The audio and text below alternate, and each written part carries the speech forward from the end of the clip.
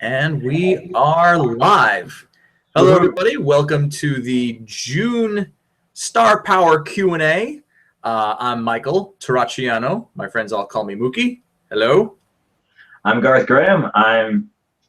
My friends call me Garth. I'm gonna have to come up with a better segue from that, because you always introduce yourself as Michael Terracciano. My friends call me Mookie. I'm like, I don't have that cool nickname to go with it. We'll have to work this out. Well, it's a cool nickname. It's just a nickname. As far as nicknames go, properly given nicknames, ones that other people apply to you rather than things you come up with and be like, hey guys, you're gonna have to call me Dark Lord from now on, or whatever the hell. It's one of the better ones I think I've come across. So don't knock it too much. Yeah, no, I don't knock it. I think it's nice. I don't know if it's particularly cool, but of the nicknames I could have been given, I'll take it. But yeah, okay. I was gonna go off on some tirade on. Anyway, back to the Q&A. Where were we? I was gonna go off on some tirade on nicknames about the ones that you're given versus the ones everybody gets to choose for themselves nowadays, which I guess is a nice option. Back in my day, we took what we were given and we liked it. Whether you liked it or not, there's all the people we all the circles we run in. Everybody, a lot of people on the internet have their own names, their own you come to know somebody by their handle or their gamer tag or whatever the fuck it's called. And they're always cool. They're always something relatively cool. But there was another girl, a young lady who I'm friends with, was telling me about all her friends, and they had a bunch of old-fashioned this is your nickname and you're stuck with it sort of nicknames, and she rattled them off oh yeah, I was hanging out with Stinky, Handlebar, Fat Ass, and Toad, something like that. And I'm like, that's a group of fucking nicknames. That's like a biker gang. Stinky, Fat Ass, Handlebar, and Toad. I think that was them. I know Fat Ass was one of them. That's not a name you pick for. That's not a nickname you pick for yourself. Oh, one would hope not. Or if you do, man, you've got some serious confidence in yourself. You're like, yeah, I got Fat Ass. What of it? I don't know. Even then, it still seems weird, but yeah. Yeah, right. Well, it's empowering, if nothing else. Yeah.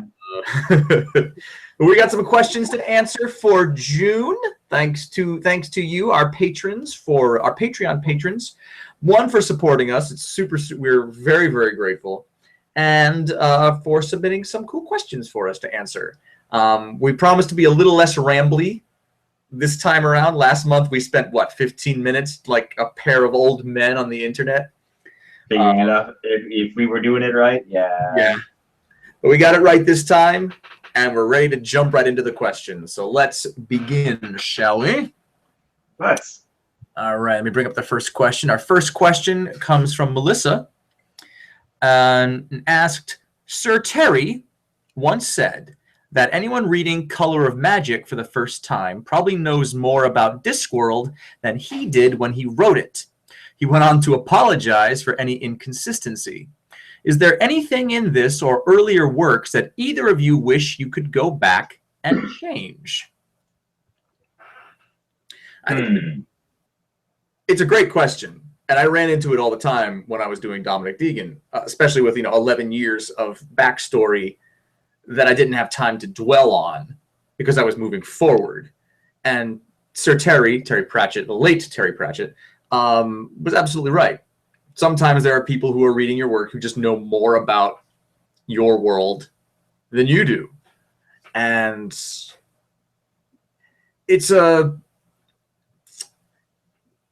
I like it. I mean, the people who point out any inconsistencies that I've ever done have always been very nice about it. I hate to bother you, but in this last comic you said this.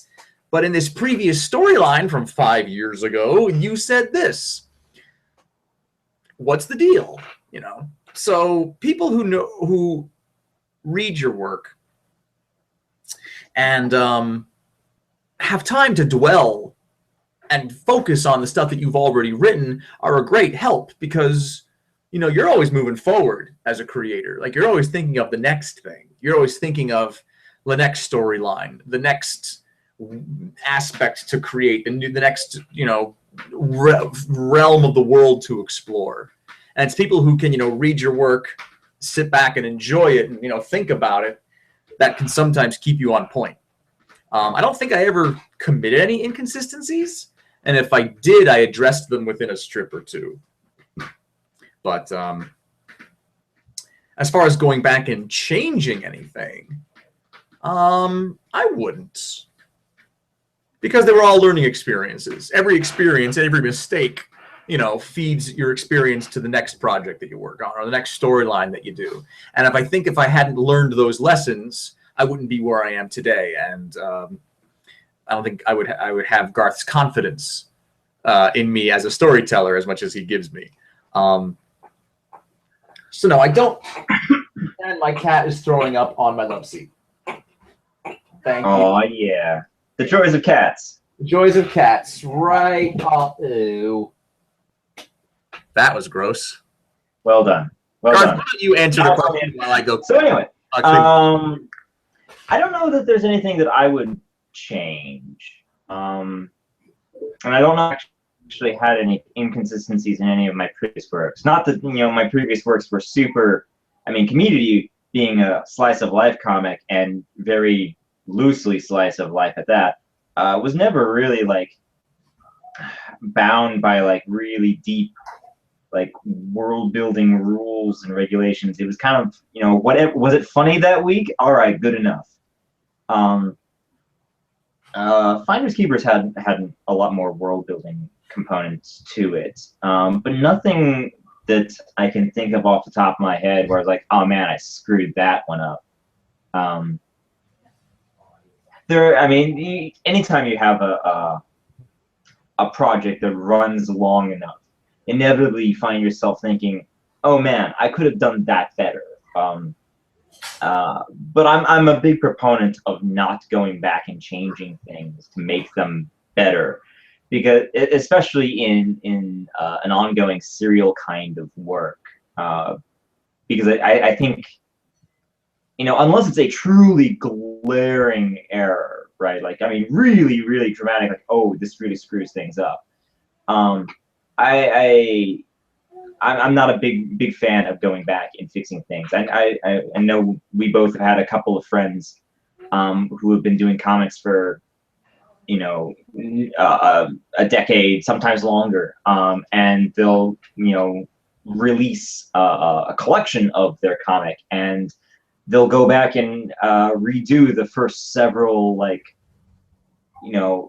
X amount of strips because they the format was different. They're such a better artist now. They'll change a few bits of dialogue and paneling layouts because those first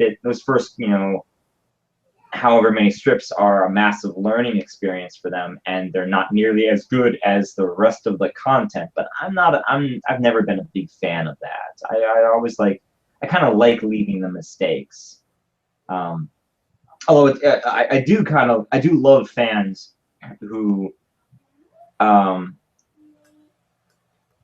kind of love and kind of hate fans that will fact check a work.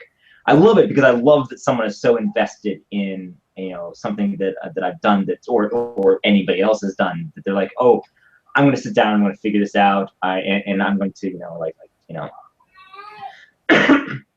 I'm going to find all the errors because I'm that invested in the story. Like, I think that's awesome. At the same time, knowing how much effort goes into drawing a comic, specifically when someone goes, oh well, this isn't how that would actually look, or blah, whatever. After the fact, I'm kind of like, well, I'm not going back and changing it because that's a shit ton of work and it's not actually going to make things any better. It's kind of fabulous. I just finished reading The Martian by Andy Weir. Great book if you haven't read it. It's being turned into a movie with Matt Damon this fall, directed by Ridley Scott, and it looks amazing movie. But read the book, because the book is fabulous. I don't normally like first-person stories. There's something about the first person in literature that feels weird to me, but it worked insanely well for this book. Highly, highly recommend. And Andy Weir is a really brilliant guy.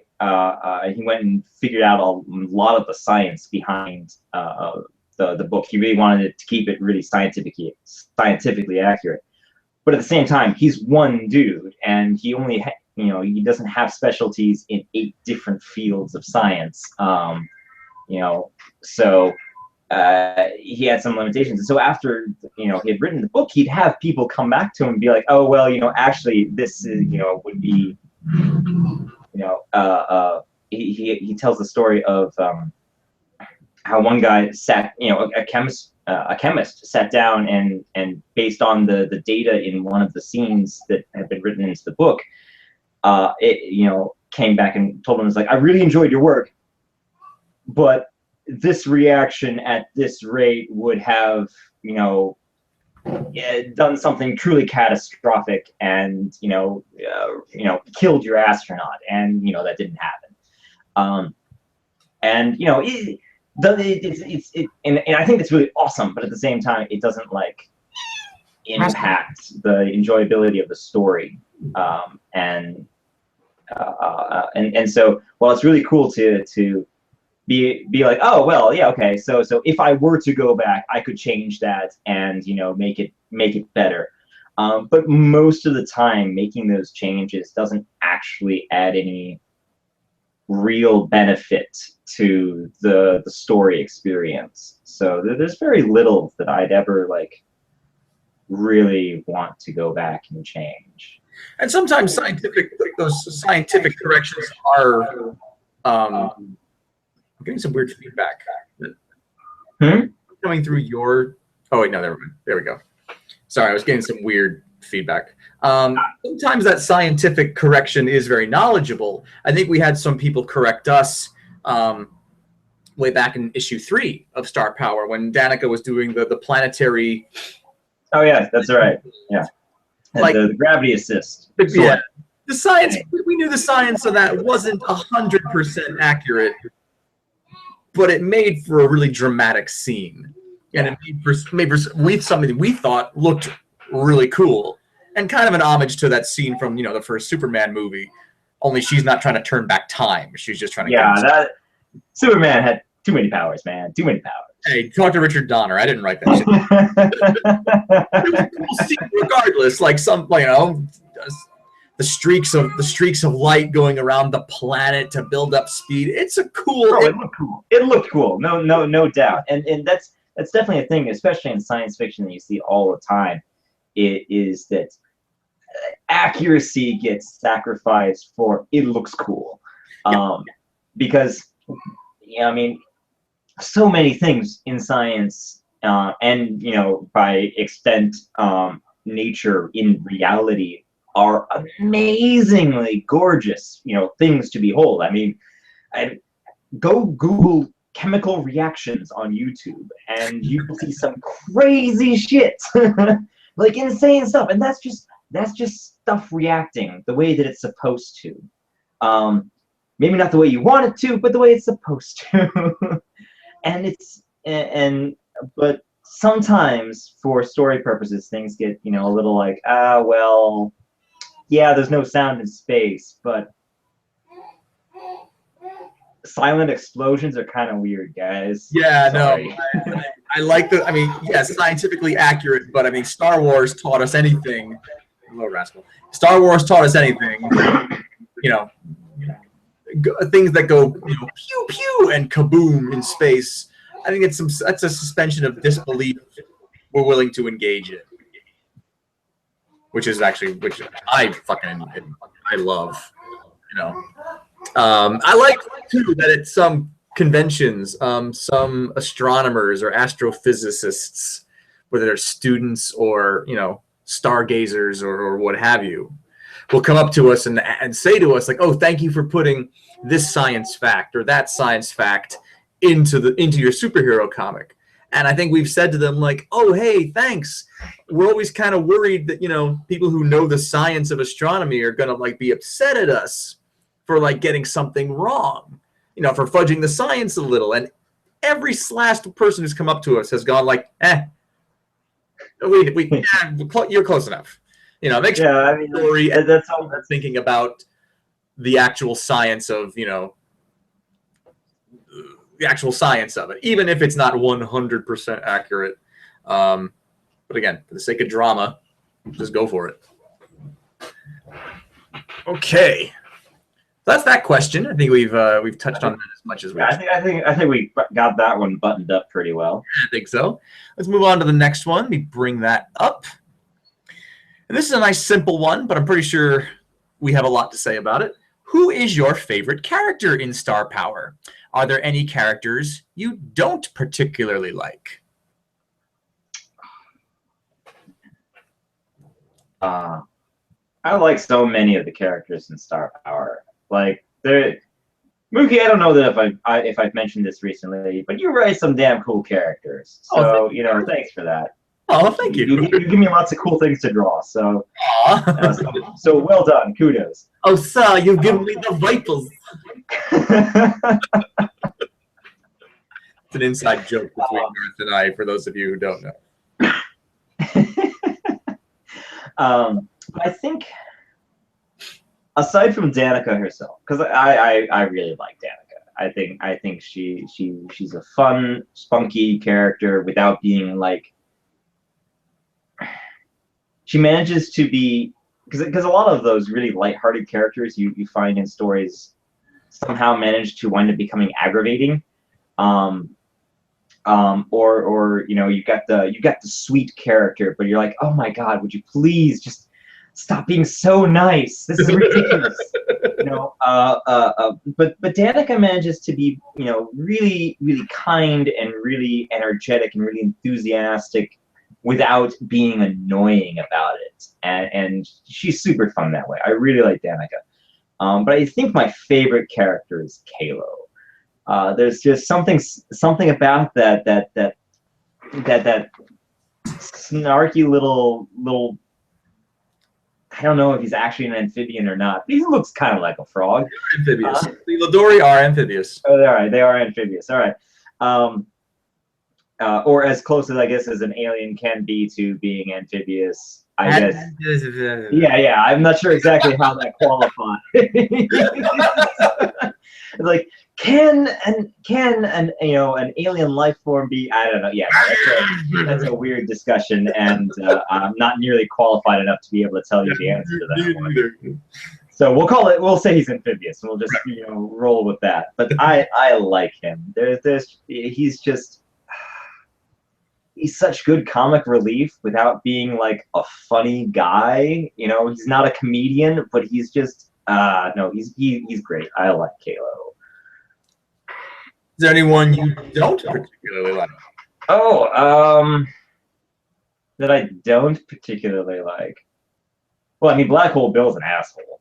But I mean, that's kind of the point of his character. Yes. And he does that so well that, you know, he's actually a great deal of fun for being as shitty a human being as he is. You know, he's one of those characters that you love to hate.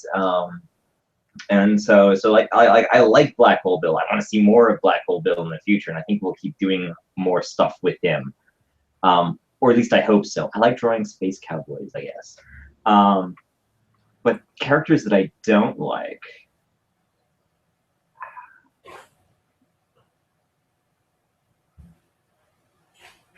Well, I mean, there maybe a different way to phrase the question maybe would be: are there any characters you don't particularly like working on?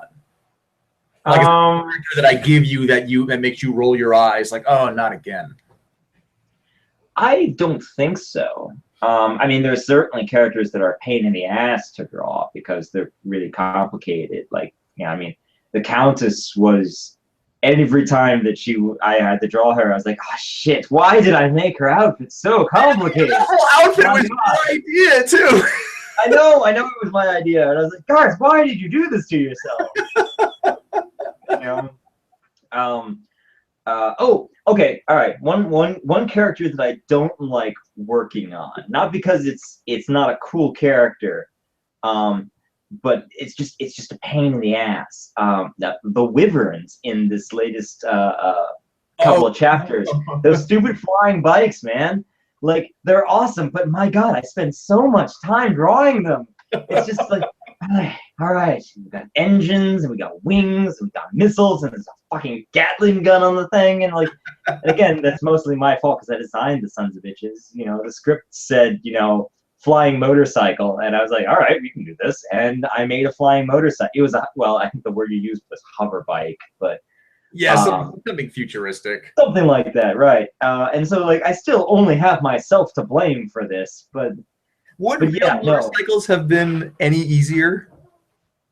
no, anything with wheels is hard to draw. Ask any artist, you know, wheels, hands, and feet. Though that's like, and anytime characters have to touch each other, like, you know, this is one of those weirdly little known facts. It's like it's one of the reasons that in so many comic books, when there's a fight scene, you don't actually see like the fist connecting with anybody. It's one person's doing like this, and the other person's just got a fist, you know, coming through, right? And but they're not actually touching each other, because drawing people touching each other means, oh shit, now they have to be on the same plane and in the same space. Damn it, how does this all connect? It makes it 10 times harder to draw, which is why you don't see that, as why artists cheat like fourth graders on that kind of thing. Well, Garth, you're gonna hate me then for the next storyline. Star It's Power, just gonna be all hugs. Star Power, and the 5-issue hug. God damn it. Oh well, I'll muddle through somehow. 24 pages of cuddling. There's gonna be a lot of copy and paste. I'm just gonna let you know that up front. Nope, 24 different cuddles. There's only so many cuddles in the human language. I'll make some. Oh, we got a visitor. We are recording, so the little guy is coming to see us. Hey, champ, you coming to see Daddy do his Q&A with Garth for the patrons? Hi, Garth. Hi, patrons. This is Lido, my son. He's 7 months old yesterday. Oh. You're interrupting my questions. You're a very interrupty little boy. Oh, look. Oh, look at them legs. Look at them. You've been drooling everywhere. Jesus Christ. Oh, hello again, rascal. We'll leave you. You have all the company. I do. This is my day, by the way. There are worse days to have. There are worse days to have, but you know, the middle of the night becomes my me time, and this is how you'll sometimes find me in the middle of the night in my me time. Just Parenthood. just passed out in my computer chair, my neck just feeling like an old man. All right, is it my turn to answer this one? Yeah. So tell me, what characters do you really like in Star Power? I love Danica. I'm with you. I absolutely love Danica. I feel weird saying all this because I feel like I'm patting myself on the back, but I'm proud of Danica. I'll say that. I'm proud of her because I feel like with your help too, and you've guided me along on this and have edited me and have helped revise me more than a few times. I think, you know what? Yeah, no, I won't toot my own horn. I'll toot our horn that we've managed to make a character, I think, that is, like Garth said, you know, optimistic and chipper without being irritatingly so. You know, there are so many side characters and support cast that you see in other stories that that have a childish kind of excitement, where I think Danica has a childlike level of excitement for the stars. And That's the way you phrase that.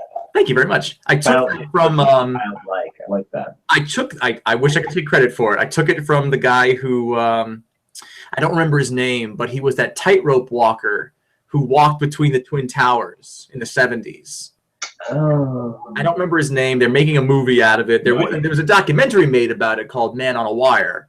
Mhm. It's amazing. I really recommend it. But like they're making, I think, like a fictional movie of it. Not a fictional movie, but like hiring actors to play all the people as opposed to just talking to the actual guy. Right. It's not a documentary. It's a movie. Yeah. movie. So and that's what he said. He said, I think it was on some talk show. No, it was in the documentary. He said that I approach everything with a childlike wonder, but not a childish wonder. And that phrase just stuck with me. And I think when thinking up how Danica reacts to her passions, being the stars, being her biggest one, because it comes up so frequently in the comic. That's something that I tried to capture in the script. Garth definitely captured it when he drew her. Whenever he draws her, geeking out over the stars, whether she's in issue 1, whether she's standing on the defense droid, realizing she herself is in outer space, not in a space station or a shuttle or even an observatory.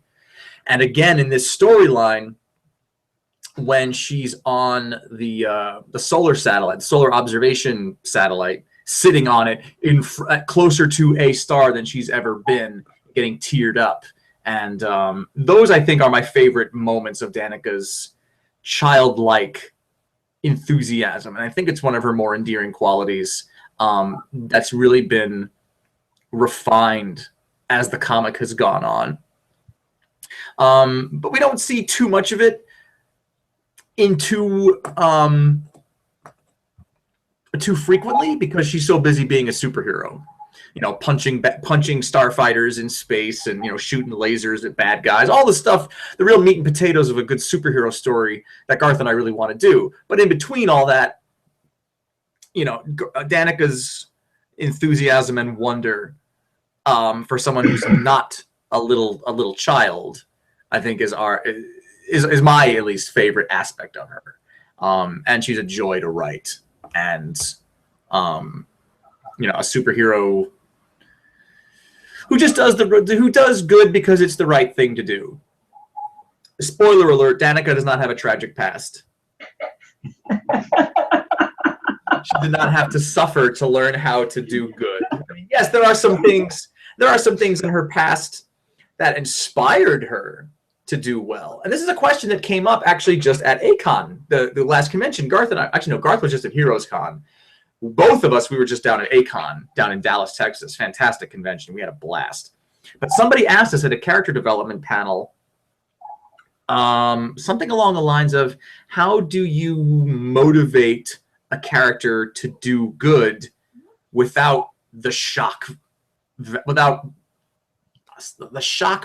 or the harsh without realizing that, oh shit, other people are just like me. Right. I wouldn't want them to do that. But I can't remember what this person said because she phrased it so well, but it was something along the lines of like, how do you get someone to be the character you want them to be and to do good things without essentially ripping everything they love away from them? You know, and I mean, it's a very good question. That was an excellent question, and I think it's a story element that I think some people realize they don't have to stick to when writing a superhero. That they don't have to suffer first. That they don't have to have some great tragedy that they have risen up from in their origin story. Now, granted, that's very compelling storytelling. I'm not saying don't do that. I'm not saying I dislike it. Oh, but yeah, no, I mean, that story has been told for eons, right? Yeah, exactly. I mean, the only story that needs to be told. There are other options, you know, yes. And I think the answer that I think we gave. Oh no, I was on this panel with JoJo. You weren't on this panel. I wasn't there for this. Right. Okay. Yeah, that's why. Like, I don't remember this, Garth. This was such a good question. No, I can't help you on this one. You're on your own. JoJo Seams and I, we did that one. But yeah, that was the question. How do you? And the answer that I gave was like, look to how you were inspired to believe in any cause that you believe in. Like how, like, to get involved in charity, or to get involved in just spreading the word of a cause that you believe in, or even just to give money to like a cause, whether it's the Red Cross or any number of charitable organizations, or whether even to volunteer. Like, did you volunteer with a charity because your parents died? Or did you volunteer because you met someone who really inspired you to do that? And that's going to be one of Danica's, again, spoiler for you patrons, that Danica was inspired by people that she's met in her past. And that's going to be some things that we address in future storylines. Who they are, not going to tell you. But yes, we are proud that Danica is a superhero, and we think a believable one, without having to rise from a tragedy. Again, not a good storytelling element, but it's not your only option. Other characters, other favorites. Since Garth and I both have Danica as our favorite, we kind of have to have her as our favorite. Otherwise, I think we'd have to change the name of the comic. That's always been one of those things that amuse me about stories where the titular, am I pronouncing that right? The titular hero, is in peril, and will they make it? Tune in next week. And I'm like, it's very, very classic kind of stuff. But I'm like, of course Batman's gonna survive. It's called Batman. It's not called, I mean, if the title was, the Joker and his clown posse, then maybe Batman would, have a hard time, maybe I'd believe that Batman might bite the bullet this round. But I think it's about Batman. Yeah, right. That's an interesting thing. I mean, yes, Danica, unless we change who the host of the Star Power is, right, it might happen. It might. I mean, like, not saying that like Danica, will you can always be guaranteed that Danica will make it out safe and sound, because I'm sure that's not going to happen. Danica will Danica. I mean, every good hero has to lose occasionally, because otherwise it makes the victories kind of hollow. It's like they always win. It's like, oh well, where's the drama here? Right. But I think that's one of the great challenges, and one of the reasons that I like working with Michael here is because he's so good at it, is that he can is writing a victory that's also a loss, where the stakes are, because the stakes of the galaxy is doomed, civilization as we know it will end if the hero is not victorious. Well, guess what? The hero is probably going to win that battle, because the story where the universe ends is, well, where do you go from there? Well, that universe is over. Gotta make a new universe, I guess.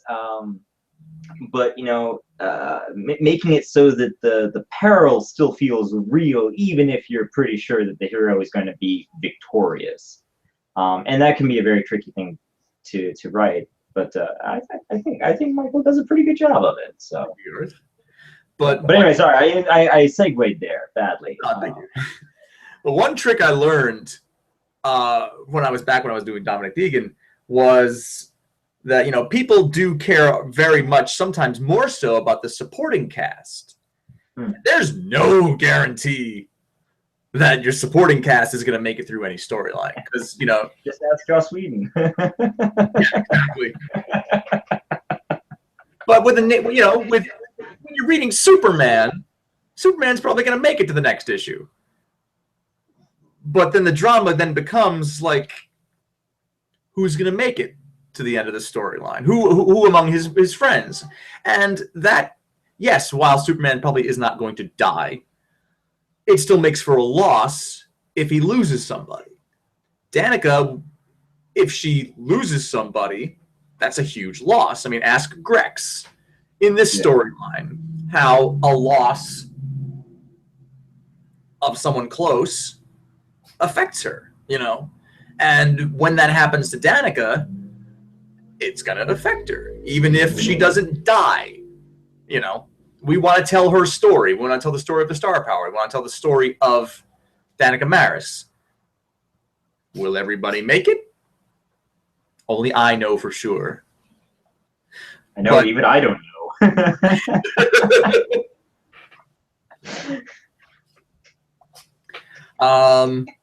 But we kind of got a little segue there. Yeah. I was going to think of. So I think it's aside from Danica, who do you like? Who's your favorite character? Aside from our hero, our heroine. I was going to say Grex. Obil, but I'm really starting to enjoy She-Lawless a lot more, because the Shulentin as a people, the more I dwell on the idea of them, the more I really enjoy them. And She-Lawless's sweetness, kindness is very endearing to me, and it's a joy to write. You know, in the face of, you know what? I don't even have a deep answer for it. I just like it. The end. You know, writing somebody who's so sweet and so compassionate without being boring. I don't think She-Lawless is boring at all. No. You know, she's not, I mean, she's sweet and she's caring and, you know, but she's not boring. She's not a pushover. I mean, she's in a lot of scenes in our first storyline, The Ninth Wormhole, she was the chief. She was at the chief's right hand. And he trusts her with quite a lot, you know. Plus, she's just such an unusual design, and I love that she's kind of like a cute Cthulhu sort of character without being a cute Cthulhu. You know, like she's not. Well, people who know what cute like. Kitty Cthulhu.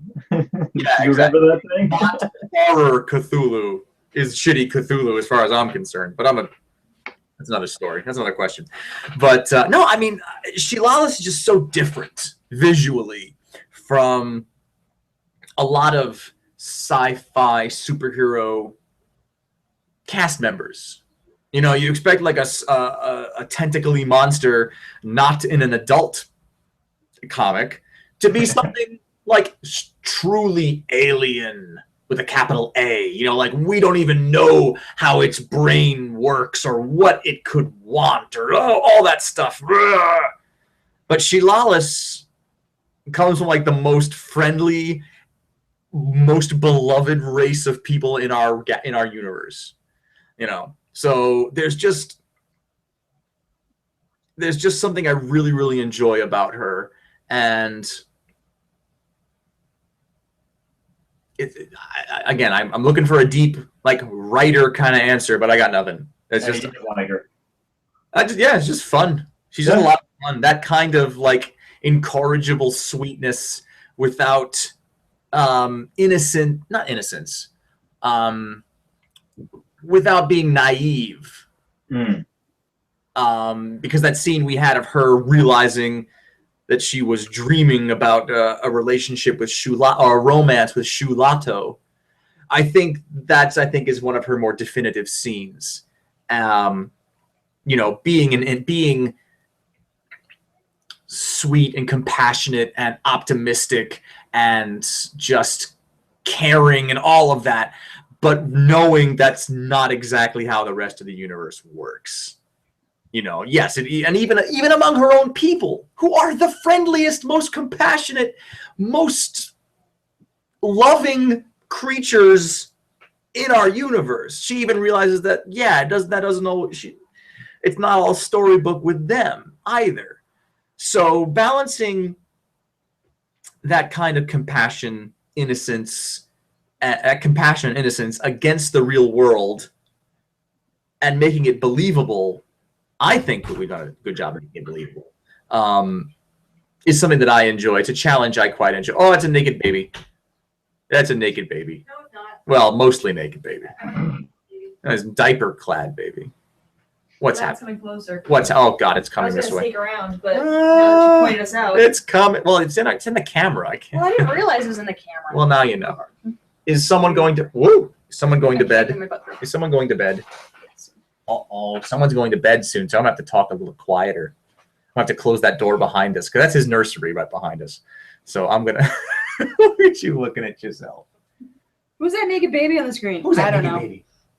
Who's that naked baby? You say hi to Garth? Say hi. Hi, Garth. I'm tiny. We're gonna see you at Kineticon. Woo! All right, we are Guards, totally- we are recording this. I know. Goodbye. Good night, Lido. I know. Goodbye. We have like 3 questions, and we've turned this into like an over 45-minute talk already. Because if anyone has the gift of gab, it's us. You and me, yeah. So a character that I dislike. I really dislike Black Hole Bill. Not that I dislike writing him, but I have forced myself to write a character that I dislike. There is nothing I like about him. There's nothing I like about him as a character, as a man. As a character, I think he's a pretty good one. As a man, I hate him because I wanted to write the unrepentant villain without him being two-dimensional. And we sold it when he did what he did to Black Sunshine in this issue. And that was a turning point for a lot of people. I remember pitching that to you, and you said, "Oh God, dude, I don't want to do that." And I That's said, harsh. I know. Oh, that's And rough. that's when we knew we were onto something. You were like, "Oh God, dude." I'm like, "Yes, that's the reaction I want." And that's the reaction we got from people who. Yeah, it was.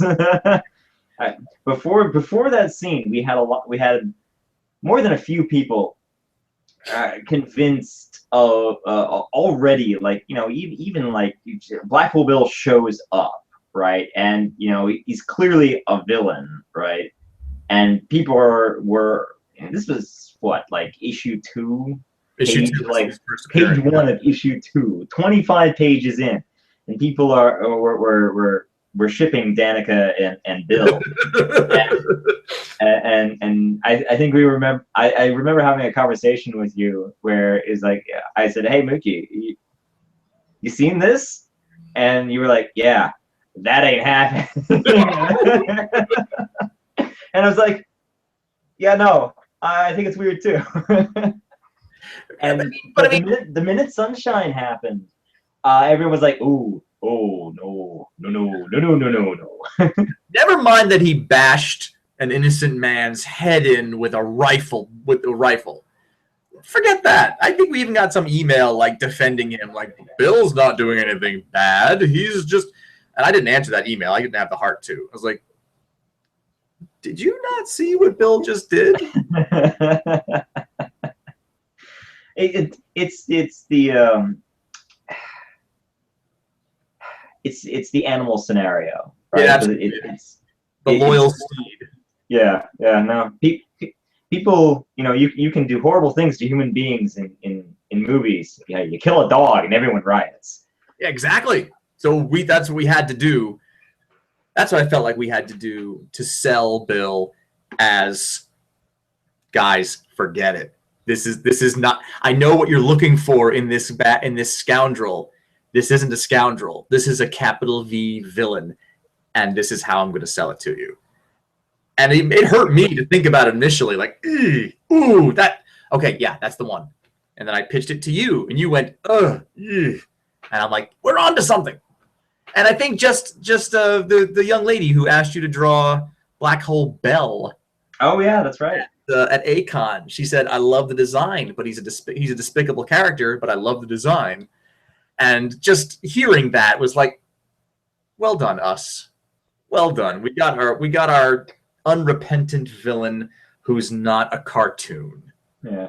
I think that's one of the. I think that's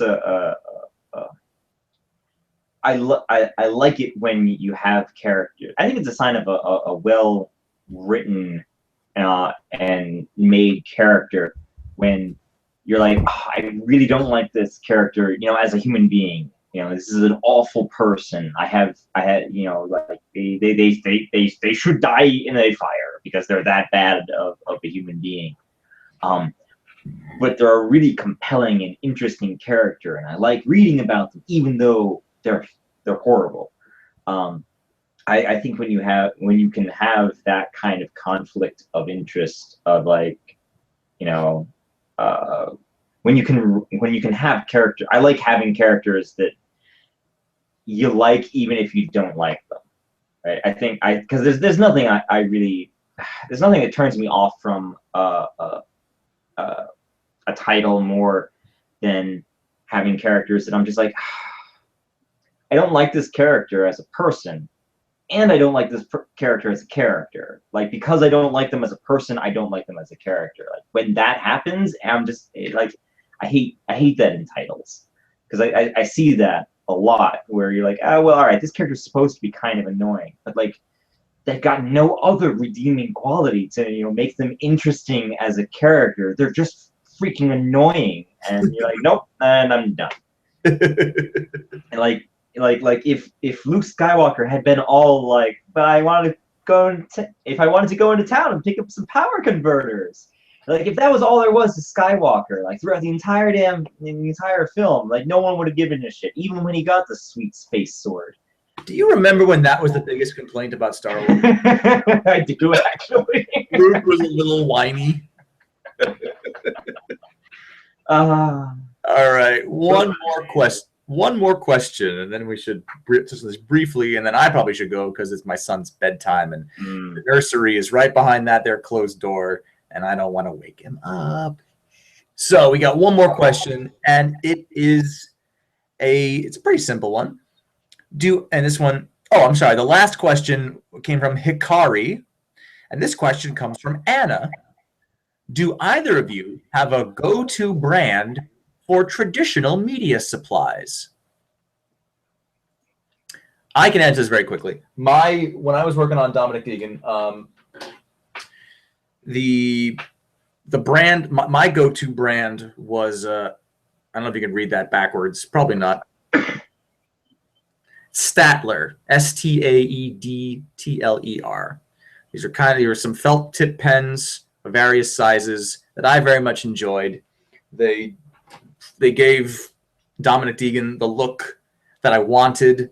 Really great, really reliable group of pens. A little hard to find, a little pricey, but I preferred them over Microns. Not that there's anything wrong with Microns, but just personally, I enjoyed the flow and the feel of Staedtler felt tip pens. My favorites. Oh, and their paper is pretty good too. Oh wait, was that no? Not Staedtler. Strathmore. Strathmore was the sketchbooks that I used. Their drawing paper was what I used. So Staedtler pens and Strathmore drawing pads. Great brands. Highly recommend them.